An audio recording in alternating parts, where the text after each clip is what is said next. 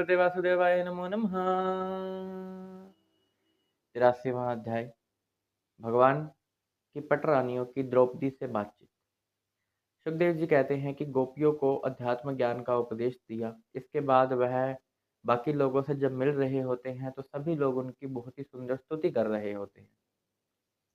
इसी बीच द्रौपदी मिलती हैं उनकी पट रानियों से, जो कि 8 पट रानियां थी उनकी, और 16,100 कन्याएं, जो कि भौमासुर ने कैद कर रखा था जिनको, तो वहां से उनको छुड़ाकर वह भी उनकी पत्नियां थी, उन सब से उन्होंने बातचीत की। तो जब वह बातचीत कर रही हैं तो वह उनसे यही जानना चाहती हैं कि आपका विवाह किस किस प्रकार से भगवान श्री कृष्ण से हुआ। सबसे पहले रुक्मणी जी कहती हैं कि मेरा हर समय चित इन्हीं में ही लगा रहता था, लेकिन मेरे पिताजी चाहते थे और मेरे भाई चाहते थे कि मेरा विवाह शिशुपाल से हो जाए, और मैं यह कदापि नहीं चाहती थी, और अगर ऐसा हो जाता तो मैं अपने प्राण त्याग देती। हालांकि उस समय मैंने भगवान श्री कृष्ण को देखा भी नहीं था, केवल उनके बारे में सुना ही था। फिर भी मेरा मन तो उन्हीं में ही रहता है, और रहता भी था और रहता रहेगा। मैं तो यही चाहती हूँ कि हमेशा मुझे उनके चरणों की सेवा मिलती रहे, इसके अलावा तो मुझे कुछ नहीं चाहिए। और भगवान श्री कृष्ण ने मेरी सुन ली, और वह आए और सबसे युद्ध करके मुझे अपने रथ पर बैठाकर ले आए द्वारका, और मेरे साथ फिर विवाह रचाया। सत्या। सत्या के जो पिता थे, उन्होंने स्वयंवर रखा हुआ था कि जो भी 7 बैलों को नाथ लेगा वही मेरी पुत्री सत्या से विवाह करेगा, और सत्या चाहती थी कि मेरा विवाह श्री कृष्ण से हो, उन और किसी से ना हो। तो वैसा ही होता है, भगवान श्री कृष्ण आते हैं उनकी मन की बात सुनकर। हालांकि उनको तो पता भी नहीं था कि सत्या ने ना कोई ऐसा कोई संदेश भेजा, ना कुछ ऐसा बताया, लेकिन उसके मन की इच्छा थी, यह उसके मन में चल रहा था, और मन की जानकर वह वहां आते हैं, 7 बैलों को नाचते हैं खेल ही खेल में, और फिर उनसे विवाह करते हैं। सत्याभामा। सत्याभामा के जो पिता थे, उनके कारण जाम्बवत से श्री कृष्ण का युद्ध होता है, और युद्ध में विजय प्राप्त करते हैं भगवान श्री कृष्ण, और उसके बाद उनके पिता अपनी पुत्री सत्यभामा को श्री कृष्ण के हाथ सौंप देते हैं और कहते हैं अब यह आपकी हुई, और मैं भी यही ही चाहती थी कि मैं इनकी ही हूँ और हमेशा इनके चरणों की सेवा करती रहूं। जामवती। जामवती कहती हैं मेरे पिता जामवत थे, और यह अनजाने में श्री कृष्ण से युद्ध कर बैठे, क्योंकि यह जानते नहीं थे कि यह इन्हीं के स्वामी हैं, और युद्ध 27 दिनों तक चला। इसके बाद जब उन्हें पता लग गया कि यह तो वही सीतापति राम के अवतार ही हैं, श्री कृष्ण हैं, फिर वह उनके चरण पखारते हैं, उनकी पूजा करते हैं, और अपनी पुत्री जामवती को सौंप देते हैं श्री कृष्ण के हाथ में कि अब श्री कृष्ण और जामवती का विवाह हुआ।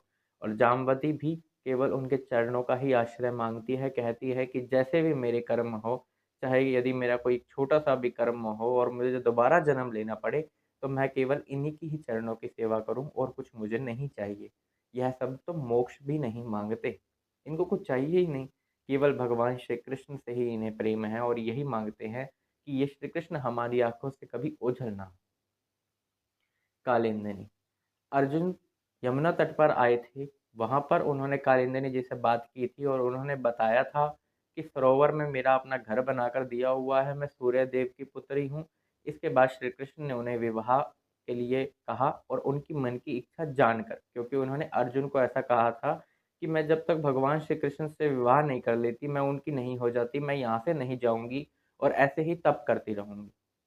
भगवान श्री कृष्ण इस प्रकार उनको रथ पर लेकर गए और उनके साथ विवाह रचाया। मित्रवृंदा। मित्रवृंदा का बहुत मन बेचैन रहता था कि कब भगवान श्री कृष्ण आएंगे, कब मुझे उनके दर्शन प्राप्त होंगे। जब पिता ने जाना कि मेरी पुत्री की इच्छा ऐसी है, तो उन्होंने उन्हीं की इच्छा को देखते हुए एक स्वयंवर रख दिया। भगवान श्री कृष्ण आते हैं, सभी को जीत कर, जो उनके विरोध में होता है उनसे युद्ध करके, फिर मित्रवृंदा से विवाह करते हैं। भद्रा। भद्रा का भी स्वयंवर होता है, और स्वयंवर के समय जब भगवान श्री कृष्ण आते हैं तो वह स्वयंवर जीतते हैं, और फिर उनका विवाह भी उनसे होता है, क्योंकि जैसा कि देखा गया था कि भद्रा का मन भी भगवान श्री कृष्ण की तरफ ही था और उन्हीं की इच्छा की पूर्ति के लिए भगवान श्री कृष्ण ने उनसे भी विवाह रचाया। लक्ष्मणा लक्ष्मणा जो कि बहुत प्रेम करती थी भगवान श्री कृष्ण से। कहती थी कि मैं तो इन्हीं से ही विवाह करूंगी, अन्यथा नहीं करूंगी। पिताजी ने जैसे ही इच्छा जानी पुत्री की, विवाह के लिए एक बहुत ही बड़ा स्वयंवर का आयोजन किया।